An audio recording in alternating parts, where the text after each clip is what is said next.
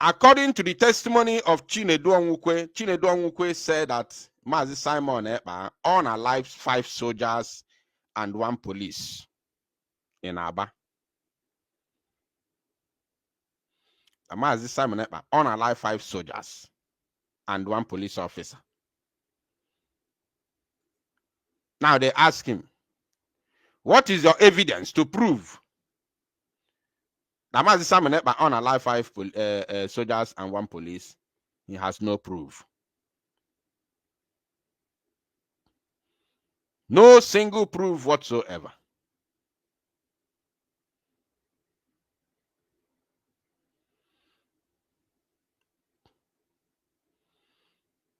Now, as if that is not enough, the prosecutor said he, or should I say, brought about 8,000 copies of papers, printed papers, that he got from Mazi Simon Èkpá's ex-handle. Nege kwanuntiyo, today. Wow, Diego. Do you know what the prosecutor did? Zoological Republic is working.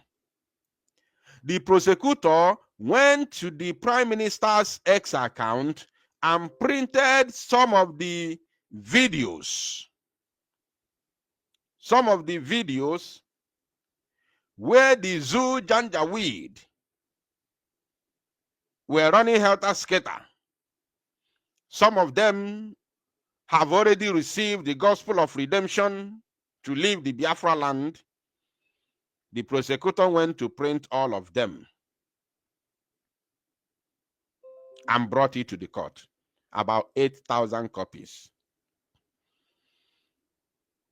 Now, in the wisdom of the defense counsel, asked the prosecutor, how could you go and print all this?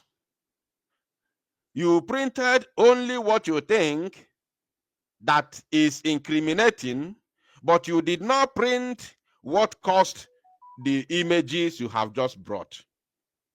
It's like when you are fighting with somebody. You say it's like when you say, I will beat you. You are telling somebody that I will beat you. You know, you cannot just meet somebody and tell that person, I'm going to beat you. Are you paying attention? You cannot just meet somebody and tell that person, I will beat you. It doesn't happen that way.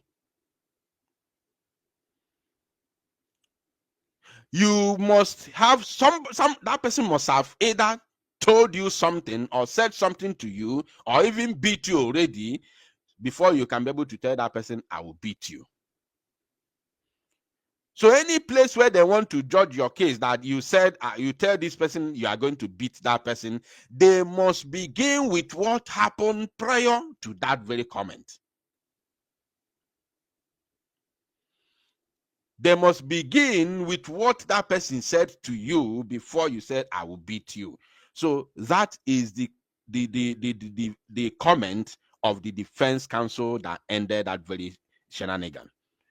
You cannot just go and pray. Why did you not print where they were annihilating the Igbo youths? Why didn't you go and print the videos from Eheamufu? Why didn't you print the video from Aba High School? Why didn't you print the videos from Obibo? Why didn't you print the videos from Okigwe? Why didn't you print the videos from Olo? Why didn't you print the video from LME? Why didn't you print the video from Headbridge or Nature? Why didn't you print the video from Mpo?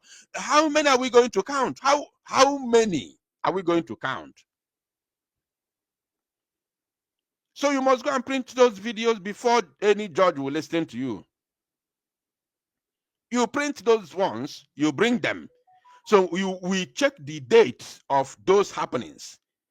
And then you tell me if the people are the ones who are supposed to be annihilated like that.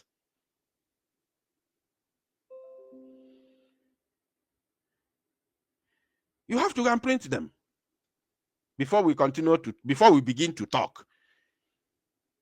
and then we'll begin to ask questions.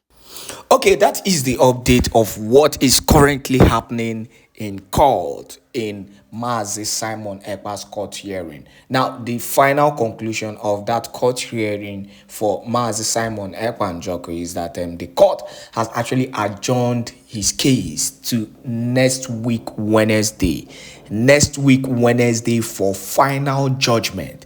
They've heard from both sides. They've heard the defendant, and also they've heard the prosecutors, and they've come out with their decision, which they will be giving us next week Wednesday on their final decision on the current case of Mazi Simon Ekpa Njoku. Now let us go back to Mazi Nnamdi Kanu's court hearing, which has been also adjourned to 19/20, for continuation. But meanwhile, let us give you the full details of what really happened in court. So,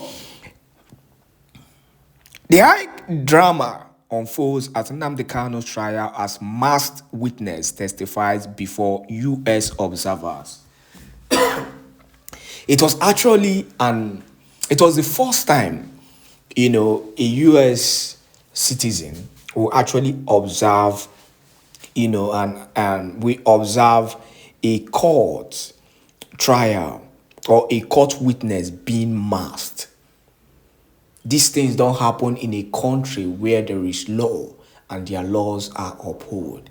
Nigeria, anything goes, anything comes. That is why it was actually a very, it was like a critical point, like what the heck is this, that kind of thing. So they were actually surprised that how can, a witness come into the witness box masked. It is never been done. But in the zoo, anything goes. We continue as the courtroom was tensed and fully packed.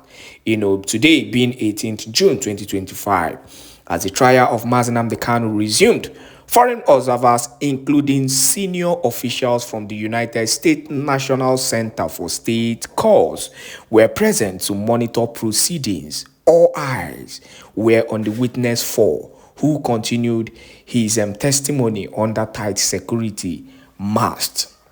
Their eyes were fixed on him, and they were actually surprised on what was happening. Now, the session began with both the prosecuting and defense team introducing themselves.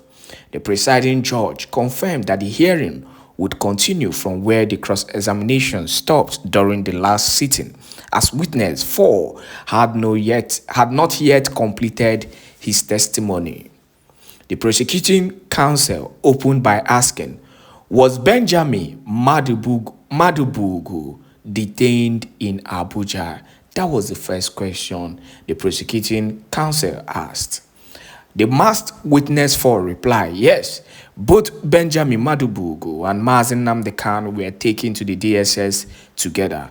But Nnamdi Kanu admitted in front of us that he was the one in the video and cleared Benjamin of involvement. That is what a true leader does. I've said this over and over again, that Mazi Nnamdi Kanu is a rare gem. Not just that he is a rare gem, he is a man, he's an upright man. That is why he is able, to foresee most of the things in the future. He's an upright man that maintains his stance. One, he's an upright man that consecrates himself, thereby trying not to be part of anything that is incriminating, anything that will bring him down in his spiritual realm. That is why Nnamdi Kanu will never get involved, with some kind of things, lies, rebellious things. And also, he doesn't need to lie. He doesn't need to incriminate anybody. He says things the way it is. And thank God that the witness clarified that Mazi Nnamdi Kanu exonerated Benjamin's involvement and cleared him immediately. Now we continue. However, the judge firmly rejected some documents presented by the prosecution, stating angrily, This court cannot rely on these exhibits. They were obtained unlawfully without allowing the defendant access to a lawyer during the interrogation. Now, the judge is still, clarifying his stance on taking out anything, any document that wasn't being done lawfully. The zoo government think that everything is business as usual. You can just bring up any any unlawful act, unlawful document, and present it to the court, and everything will continue. This man has actually continued to give his stance on that in this whole trial, on the fact that no unlawful document can be presented, in as much as the zoo government are trying to do everything possible to bring down Nnamdi Kanu. Let us still continue. In response, the prosecutor tendered a different document from the National Broadcasting Commission, NBC. Prosecutor, can you identify this document? Witness 4 said yes, it's from NBC, that is the National Broadcasting Commission. They came to inspect a transmitter Nnamdi Kanu brought to the DSS headquarters. I mentioned this issue of transmitter. This has been their new stance against Nnamdi Kanu, that he smuggled a transmitter illegally. So it is no longer an issue of terrorism. They've now changed it to smuggling. So the witness 4 said Nnamdi Kanu, yes, smuggled a transmitter, and they came to inspect a transmitter Nnamdi Kanu brought to the DSS headquarters. Now we continue. The judge now said, does the defense have any objection? Defense counsel said no objections. The court admitted the NBC report as an official exhibit. The cross-examination continued. Now, the prosecutor, what do you know about the transmitter? Witness 4, from what I saw, it was clear that it was meant for broadcasting. But bringing a transmitter into Nigeria without government approval is illegal, and no approval was actually obtained.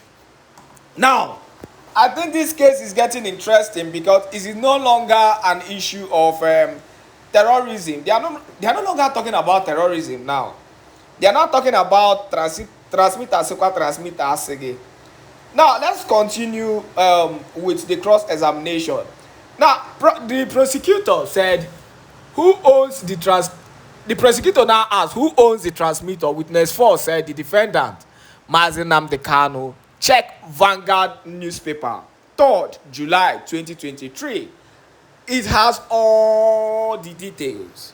Prosecutor, if I show you the publication, can you recognize it? Witness 4 said, yes, I can recognize it. Now, we continue. Though the defense objected to the Vanguard newspaper as being admitted, the judge overruled and marked it as an official exhibit. The prosecution then read an excerpt from the newspaper. It was a written statement supposedly made by one Ozoma Benjamin, also known as Onyami.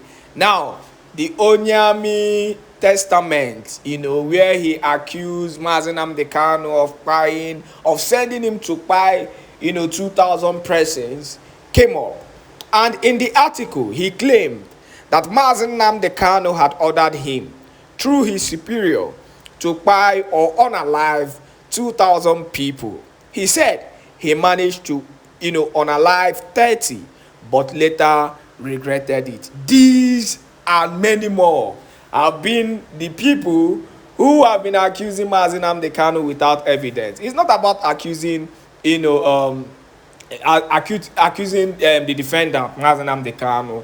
Is about having a concrete evidence to back up your accusation. But let us still continue.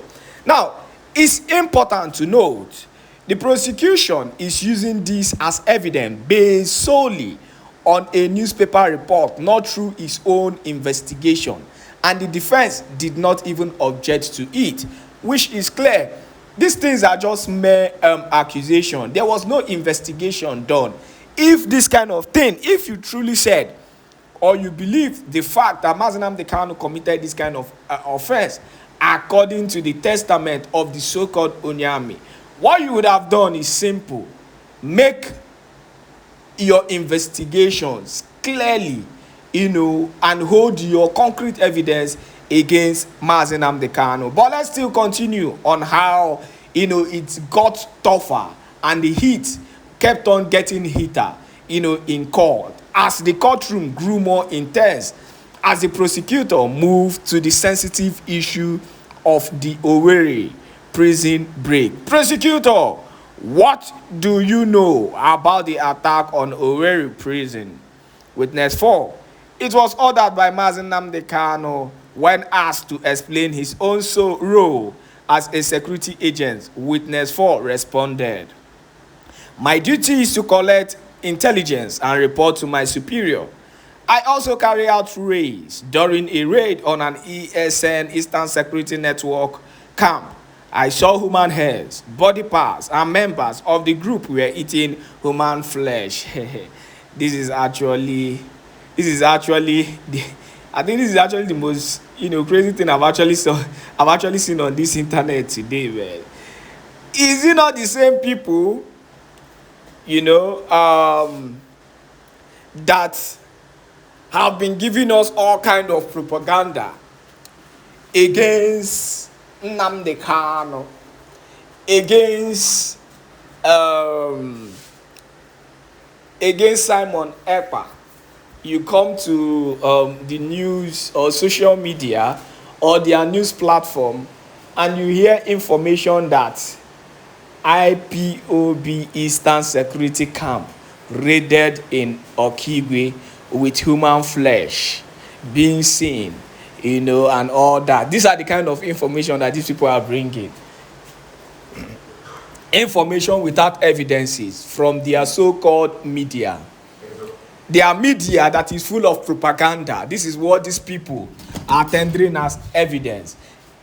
It is clear, I've said it. If the zoo does not have any evidence, any concrete evidence to make this court trial more interesting, they should quit, because the whole thing is hitting against them and it is becoming embarrassing that we are seeing this kind of thing, or international observers are coming to observe this kind of case, and this is what they are saying against this young man. Even the international observers will even know that this case holds no water. Let us just quit. I'm going. Let us leave this case. It is better you people release this man, because you are only trying to pinpoint or hold a man who did not commit any crime known by law. So after the whole cross-examination and the whole proceeding today in court, the court further adjourned the case to tomorrow and next tomorrow, being Thursday and Friday, for further hearing. Yes, for further hearing. And we are hoping that their further hearing, which is still extending, taking more time, will come to a conclusion, because it is now clear to the whole world, it is now clear, to international communities and observers who came today, to observe the court hearing, that these people, have nothing against Nnamdi Kanu. So, still on the same line, on what is happening in Finland, let me tell you the truth. One of the so-called zoo agents, because it is now clear that the IPOBDOS, that same thing Mazi Simon Èkpá was saying, it has come to reality. We've started seeing the truth. They are working with the zoo government, because nothing you won't tell me. Nothing you won't tell me. Because you are standing as a witness for the zoo government against a fellow Biafran. That is the first thing first. You are standing as a witness for the zoo government against a fellow Biafran. Now, one of the witnesses who was actually who represented the zoo government, to witness against Mazi Simon Ekpa is currently being dragged and exposed by Biafra Unite currently. As I'm talking to you, you can check on his channel. He is dragging him like Tiger Generator currently. And the reality is that man has a lot of loopholes. And if time is not taken, he will end up being in jail after this whole ordeal. It is not about coming out, to rebel against your people. It is not about coming out to be part of the zoo to prosecute your people. It's about, after they finish using you, what next? That is the big question you should ask yourself. If they finish using you, give you the money and all that, what next follows? You have finally brought destruction against all your family members, not just you and your generation, because it's not just you alone, but both your generation and your family members will all suffer this whole rebellious nature. Now so it be for my mouth when I don't hear live and direct and on all the updated news and information happening today, concerning the double trial, one in Finland and the second one in zoo, of Mazi Nnamdi Kanu and Mazi Simon Ekpa Njoku. Please make sure you share so that people will really know what happened in court today.